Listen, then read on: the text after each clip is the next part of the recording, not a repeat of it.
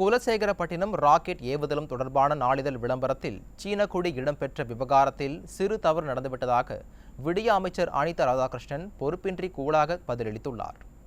தூத்துக்குடி மாவட்டம் குலசேகரப்பட்டினத்தில் ராக்கெட் ஏவுதள அடிக்கல் நாட்டு நிகழ்ச்சிக்கு சீன தேசிய கொடி புகைப்படத்துடன் ராக்கெட் புகைப்படம் வெளியிடப்பட்ட விவகாரம் சர்ச்சையை ஏற்படுத்தியது. ஸ்டிக்கர் ஒட்டும் விளம்பர திமுக அரசின் அமைச்சர் அனிதா ராதாகிருஷ்ணனின் இந்த செயலுக்கு கடும் எதிர்ப்பு எழுந்தது.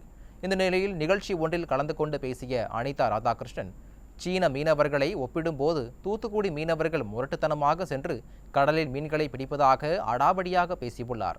மேலும் சீன கொடி இடம்பெற்ற விவகாரத்தில் சிறு தவறு நடந்துவிட்டதாக பொறுப்பின்றி கூலாக பதிலளித்துள்ளார். அந்த வகையிலே ஒரு விளம்பரத்தை போடலாம், ஏற்கனவே செய்த அவங்களுடைய இது வெளியே தெரியாமல் போயிடக்கூடாது அப்படிங்கிறக்காக விளம்பரம் போட்டோம். விளம்பரக்காரன் சில தவறு பண்ணிட்டா நாங்கள் கவனிக்கல அதை.